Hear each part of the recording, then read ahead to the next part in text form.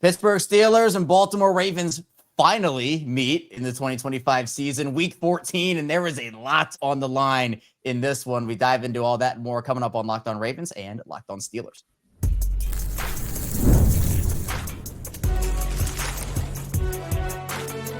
You are Locked On NFL Crossover, part of the Locked On Podcast Network. Your team every day. Welcome into a crossover edition of Locked On Ravens and Locked On Steelers. I am Kevin Oestreicher of Locked On Ravens. With me is Chris Carter of Locked On Steelers, and we're here with you on the Locked On Podcast Network, your team every day, and now the #1 sports podcast network. Appreciate everybody for being here today, making Locked On Ravens and Locked On Steelers a part of your day, and thanks so much to all the everydayers out there. The first-time listeners, if you're somewhere in the middle, thank you to everybody who tunes in and supports both Locked On Ravens and Locked On Steelers. Want to tell everyone today's episode of Locked On Ravens and Locked On Steelers here on Crossover Thursday is presented by Prize Picks. Download the Prize Picks app today and use code Locked On NFL to get $50 in lineups after you play your first $5 lineup. Chris, it's good to see you. It's been too long doing these usually we get at least one of these in before December, and here we are. December 3rd, so we're recording. December 4th, obviously, is Thursday for Crossover Thursday. This is the first time we're talking this season for this Ravens and Steelers rivalry. And just like we've seen in a lot of these games, there is a lot at stake here for two teams that are tied atop the North at 6-6 and what has been a pretty embarrassing division this season. Yeah, typically I think in recent years you've said that the AFC North is the best division in football, and you had Hard Knocks to come in, and the AFC North is looking super mid right now. Like, it's to the point where like Bengals at 4-8 are like, we got a chance, boys. Like, that's unheard of. I mean, there is, and I still think it's an outside shot, but there is a shot that the winner of the division has a losing record this year. Wow. That is correct. And you're right. Like, that is unreal to think. We're usually talking about 3 playoff teams maybe in this division, like 10-win teams we've seen, like and now we're just like, this is the only division in the NFL that does not have a 7-win team through 13 weeks, which is not a great place to be. But because of that, both these teams have gone through their ups and downs this season. And here we are with these two teams being at 6-6.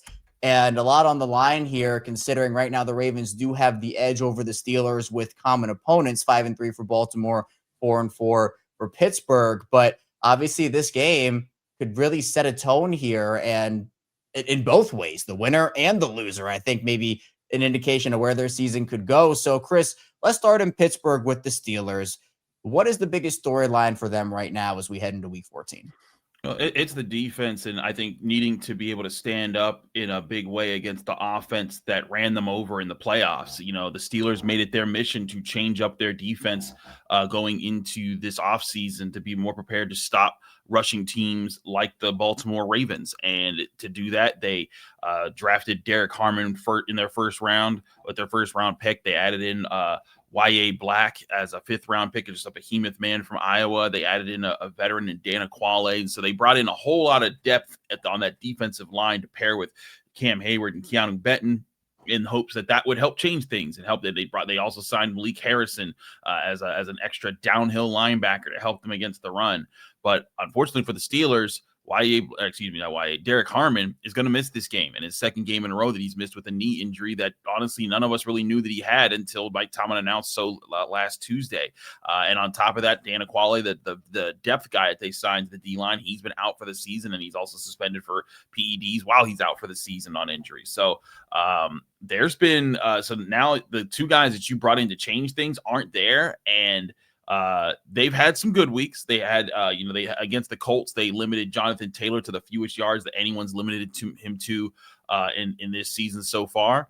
But then you got last week where the Buffalo Bills rushed for more yards than the Steelers have ever allowed at home since the opening of Heinz Field / Acrisure Stadium. So it's kind of a dichotomy of success and failure, which Mike Tomlin, he says, hey, that's why we're 6-6, because we've been inconsistent. He's like, I don't like it. And I think that's the question, is which defense shows up against the Ravens, because there's been some defenses the Steelers have brought and they have taken things away. They've been able to take away your first read on the pass game. They've been able to create turnovers. They've been able to stuff the run. And you're like, okay, this defense adds up.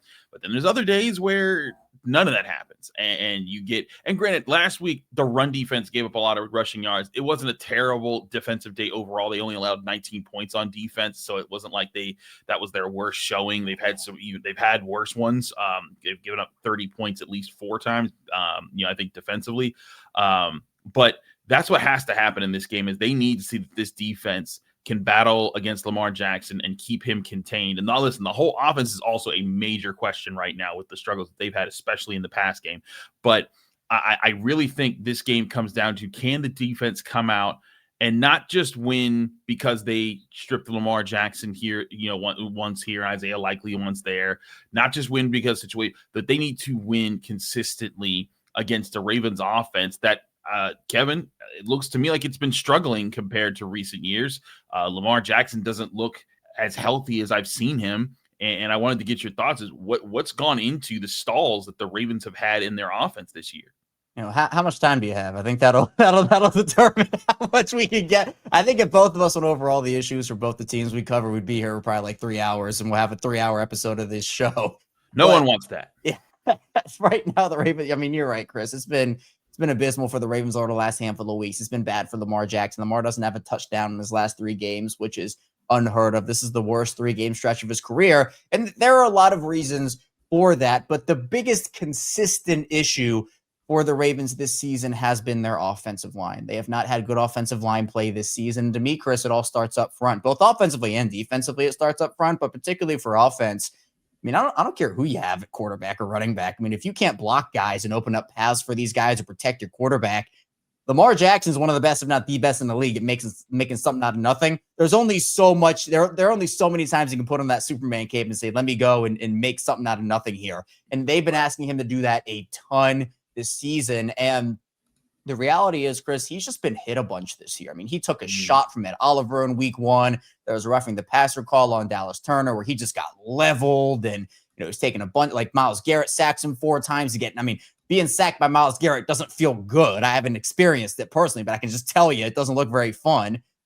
It's been a problem offensive line-wise. Their guard position's been awful all season. They didn't do enough in the offseason to address it, and they made that bed. Now you got to lay in it. And so Baltimore, their guards with Daniel Falele, and Andrew Voorhees, they started doing a rotation last week in that Bengals game where they inserted rookie Emory Jones in for Voorhees. And they're a team that does a lot of weird offensive line stuff with rotations.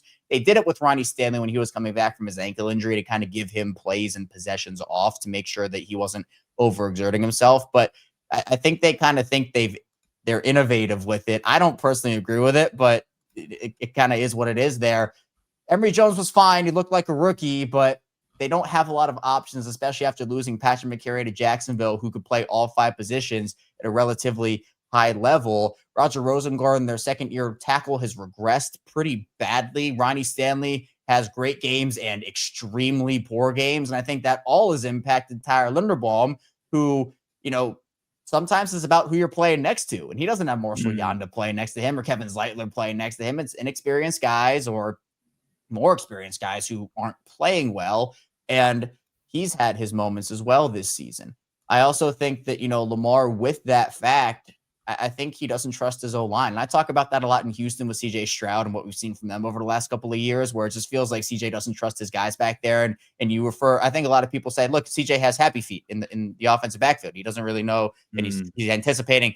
I think we can see some of that with Lamar this season, where you can be so confident and have done something for years, and then all of a sudden you don't trust that offensive lineman, and all of a sudden you start second guessing everything. And it's not all, I mean, everybody has a part to play. Lamar's missed some throws. It's been unfortunate, but with his health situation, I mean, he's been on the injury report every week for the past 4 weeks with a different leg injury. This week it was back to the ankle. That was what, he was on the injury report for on Wednesday for the Ravens heading into this Pittsburgh game. But it's been the ankle, it's been the knee, it's been the toe, the hamstring he missed a month with. He's just been banged up this year, and he illustrated how, this is the first time I think he's kind of dealt with something like this, like playing through something where maybe he's not 100% himself. Teams aren't respecting Lamar's legs as much. And that's another conversation where, for the first time in a maybe ever.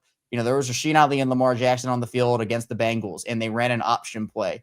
And everybody crashed in on Rasheen Ali and let Lamar Jackson just run to the outside free. That never happens because you never want him to beat you that way. But he has looked a step slower at times. He looked better in the Bengals game than he did against the Jets. He looked really sore and uncomfortable against the Jets. He looked better on Thursday night. Hopefully this mini bye they had going into this game will help. But then there are other conversations about the running game usage where there's just Derrick Henry and Keaton Mitchell, who are your two best backs, obviously. They get out snapped by your pass down backer, Rasheen Ali. And part of that does stem from game flow. But there were other situations in the game earlier where I thought they could have established that. They also are horrendous in the red zone this year. They were the best red zone offense in the league last season. They are the third worst red zone offense this season, converting on just 46.5% of those clips.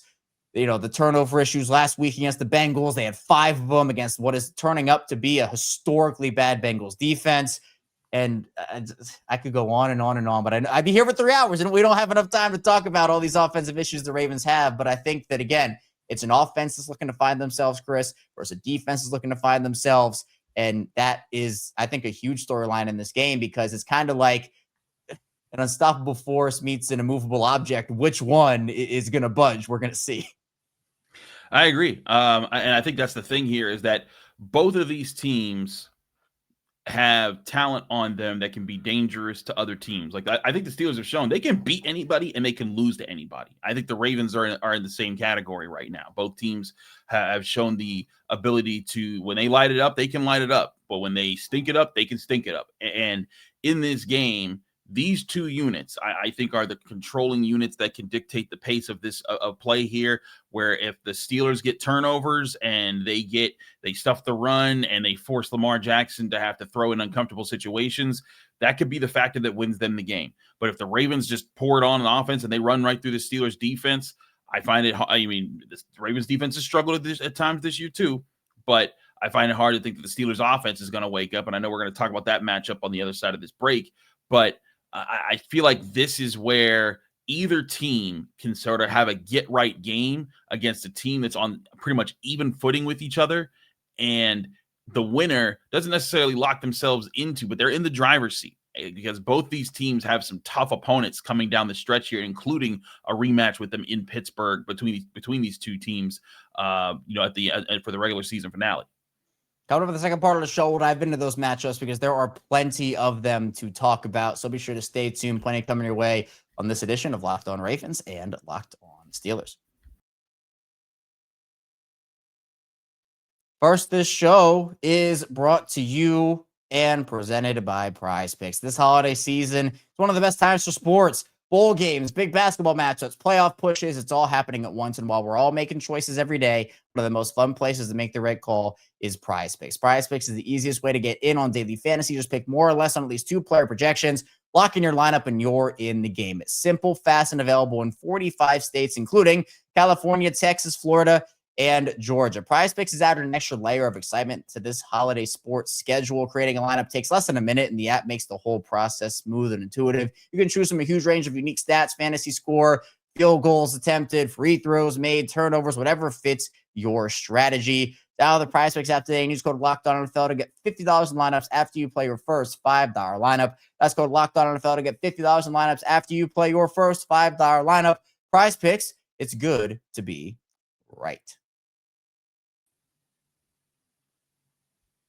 Moving along on this crossover Thursday edition of Locked On Ravens and Locked On Steelers. Kevin Oestreicher, Chris Carter. We're still here talking Ravens and Steelers football with you. We talked about some of the biggest storylines, and NFL moves fast, Chris. One of the biggest Ravens storylines also, Mark Andrews just signed an extension with the team like an hour ago before we recorded this. So I'm curious to see how those Ravens tight ends match up against that Steeler linebacker group that might not have Patrick Queen this week. Do you think he's going to play in this one? I don't know. I get a sense that he should play. I think he's very confident about it, but we'll see because there's been times the guys have been confident and they haven't played. So I'm expecting Patrick Queen to play. He didn't practice on Wednesday, but let's see how he handles Thursday and Friday. There were quite a few people who sat out the Wednesday practice, but it's not just Patrick Queen. Peyton Wilson, who he's had some good plays against the Ravens in the past. And then also I think that, that might be a role where they throw Jalen Ramsey in, because Jalen Ramsey's basically been playing safety for the Steelers for the past month and a half or so. And so I do think that the tight ends are definitely a source of concern for the Steelers. Mark Andrews, Isaiah Likely, they are no strangers to them and their playmaking abilities. So I do think the Steelers are in a position where they have to be aware of what those two can do, what this passing offense can do. So yeah, the tight end's definitely a concern. But it's funny, the Steelers, they made their own addition in Adam Thielen, and I don't think anyone's fooling themselves to say that Adam Thielen's going to be a game breaker for the Steelers. But I do think what he's going to give the Steelers is an experienced route runner who can get open and do certain things that other guys in the Steelers next to DK Metcalf can't do. And one thing I asked Aaron Rodgers about when it came to the Steelers passing attack and what they need to do to get going, because they haven't completed a deep ball of 20 yards or more since week 9. But I asked when I asked him about it, he talked about you need guys to be open. He said we need to be open and more often. When we brought up Adam Thielen, he said that's one thing that he does. And so I don't think that Adam Thielen's going to come in and revolutionize the Steelers offense at all. But I do think that they're willing to try a lot of different things to see what they can get going into, because they do respect the Ravens defense. Aaron Rodgers talked about it a lot Wednesday in the Steelers locker room.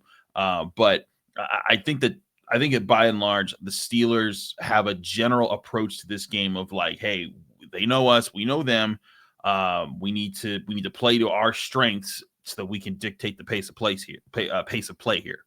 Yeah, and I am now curious with the Andrews extension. Does this give Isaiah Likely more motivation? Because I don't think they were ever going to re-sign both of these guys. So does Isaiah Likely now have a late season resurgence after coming back from a foot injury earlier in the season? And does that start against Pittsburgh in week 14? Because we know that he's probably going to get a contract from a team that's going to pay him tight end one money. Hasn't had a great year. And neither is Andrews outside of the touchdowns. It's just the whole offense has been out of sorts this season for, really ever since Lamar went down. And even when they were playing well, they were losing all the games. The offense was putting up 40 and 30 points in. So just a weird year, not just for the Ravens, obviously, but in the NFL. I'm wondering if Isaiah Likely has a little boost here at the end of the season for Baltimore. But one of the other matchups I'm looking at right now, Chris, when it comes to the Ravens and the Steelers, is just how Aaron Rodgers looks against this Ravens defense. You talked about it a little bit in that first part of the show. Obviously,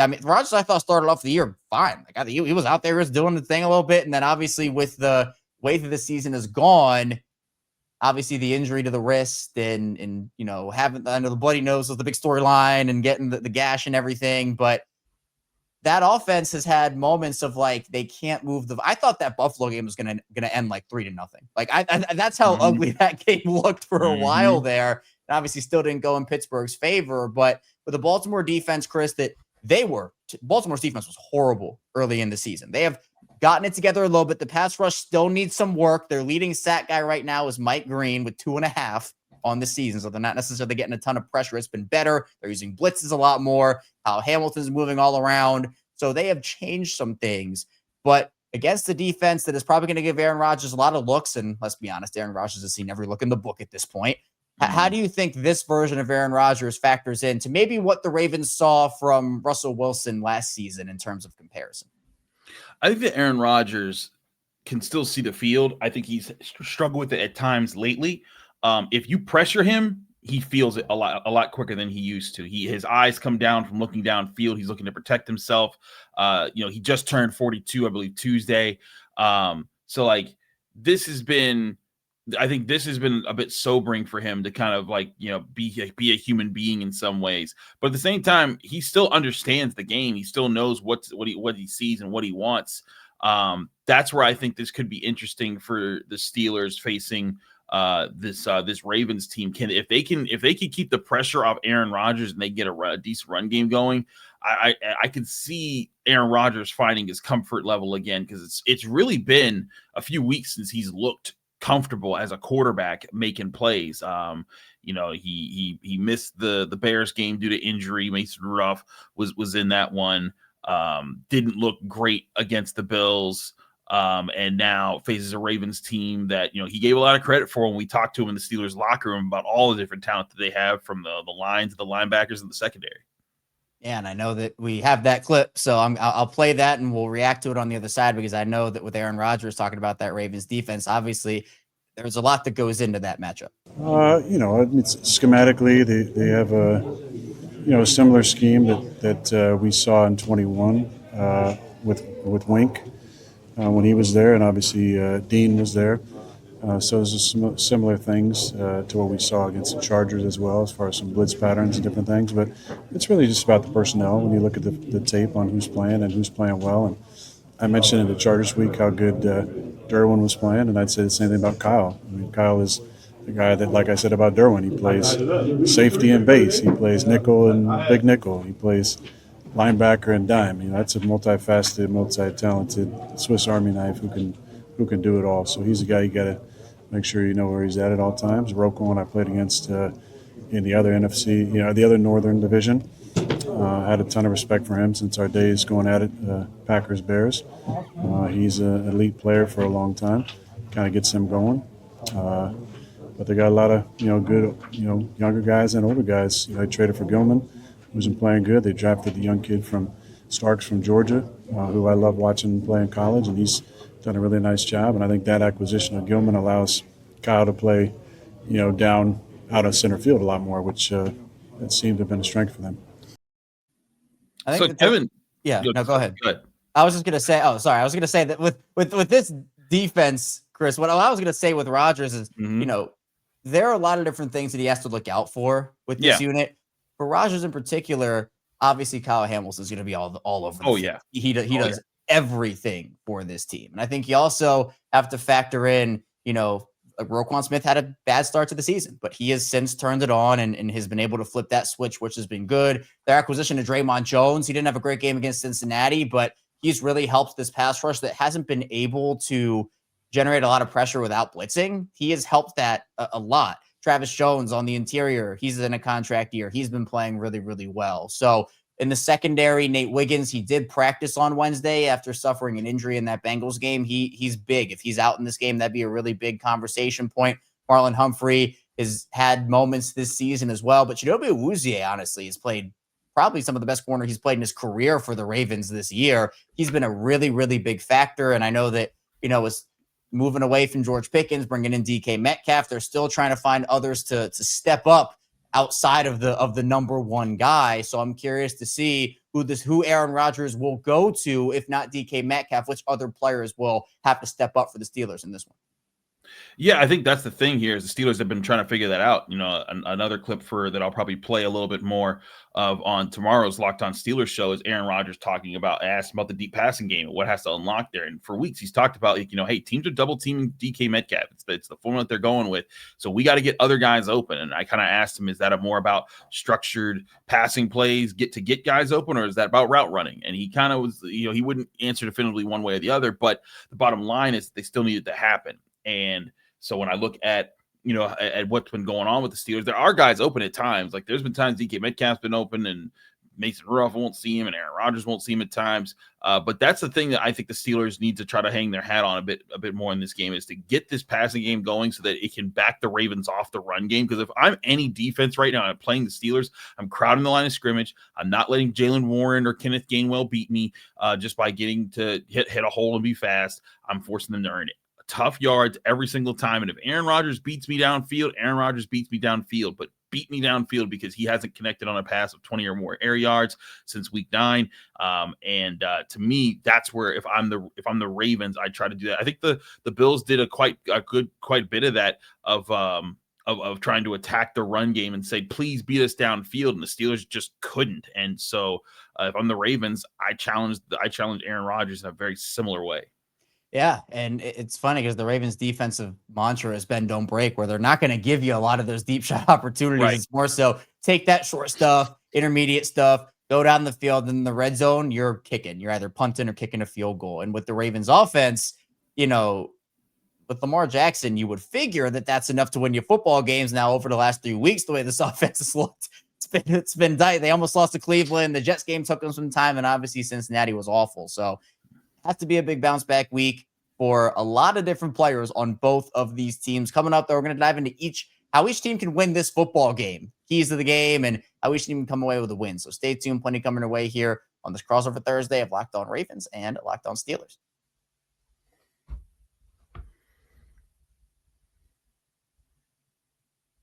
Moving along, it is Locked On Ravens. It is Locked On Steelers. Kevin Oestreicher and Chris Carter still here with you on this crossover Thursday edition of the show. Chris, we know that these Ravens and Steelers games, you just throw everything out the window. It doesn't matter how good you're playing, how bad you're playing, who you have on your roster, who you don't have on your roster. Anything goes when it comes to the Ravens and the Steelers. So in your mind, what are the keys? What are 3 keys that Pittsburgh has to deliver upon to win this game on Sunday? Well, the first key is to stop the run. If they don't stop Derrick Henry and Lamar Jackson on the ground, this game's going to be over before it starts.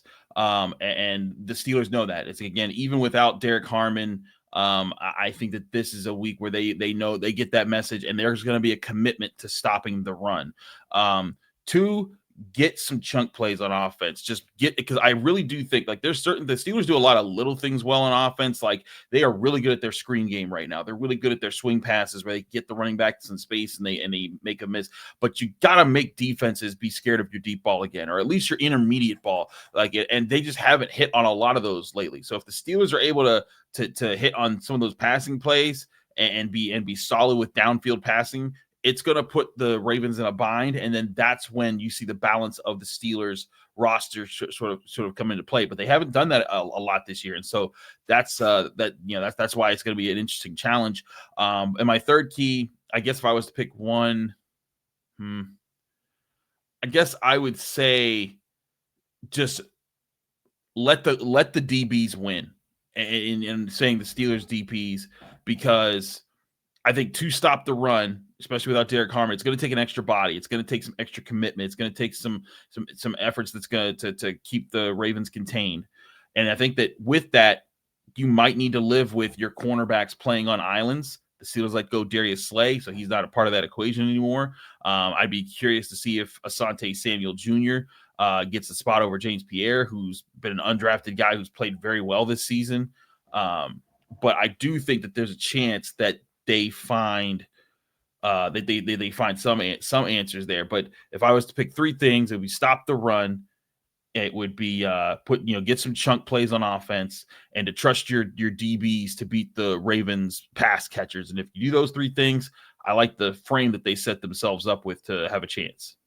You say stop the run. I say establish the run for the Ravens. I mean, it goes hand in hand for each other. I mean, all the points you mentioned there, not having Harmon is big there, but I think that this Ravens team, their identity is still the running game. And while they have certainly become more balanced over the course of Lamar Jackson's career, particularly under Todd Monken, that's still where their bread and butter is. And it's been weird to see them in a game like that Cincinnati game where they're not running and not using Derrick Henry and whatnot. And so if you can establish that early, your play action game works better. You're able to bait those linebackers and safeties up more. You're able to use the read option. So there's just so many things that are predicated on the run game. And even if it's not the run game, establish the short passing game. That can be an extension of the run game. Throw some screens, see how the Steelers defend against those, and just kind of go from there. I think as well, like we talked about, the red zone offense just has to be better. I mean, this is a game, we've seen so many games in the past between these 2 teams, Chris, of it coming down to a last-second field goal or, a last-second touchdown to put a team over the top, and every point matters. And, leaving 4 points out there on the field multiple different times, it's just not going to be acceptable in a game like this. You're going to have to get every point you can. And while these offenses right now are still looking for answers, you don't want to be the team where you look back and say, man, if we really just punched the ball in from the 2-yard line in the second quarter, would have won by 1 instead of lose by 3. So that's another situation Baltimore just has to be better in. And then finally, I'm just going to say that they can't allow the Steelers to make this game a gross game, because I think that at the end of the day, the Ravens offense has higher scoring potential than the Steelers do. Absolutely. And what we've seen for example, last year against the Steelers at Acrisure, the Derrick Henry fumble early in the game and all those other moments, and Boswell goes crazy. That's the formula for the Steelers here, I think, for the Ravens, assuming the Ravens offense is out there performing at least to somewhat of the level we know that they can. But Pittsburgh and Tomlin, they're so good at finding ways to just slop the game up and move the game along slowly and just find little ways to win. And if you're the Ravens, I think you have to come out with a statement like we've seen the last 2 times these teams played, the wild card round and the game before that against the Ravens in M&T Bank Stadium. Those games are rare where you see one team just dominate the way that that we saw the Ravens do against Pittsburgh. So don't let the Steelers slap the game up. That's my final key there. But Chris, that's all we got here. I appreciate you giving some Steelers insight. Hopefully I did my best with the Ravens insight. We have so many other things to talk about. And of course, we'll be back in week 18 to talk about how this game went, as well as the other implications in this one. So be sure to hit the like and subscribe button in video form. Follow along and subscribe in audio form for 5 days a week of Ravens and Steelers content and coverage here on the show. Coming up, we'll be back here rounding out the week with our respective shows. So stay tuned, and I'll see you right back here soon on Locked On Ravens. And Chris will see you back here on Locked On Steelers.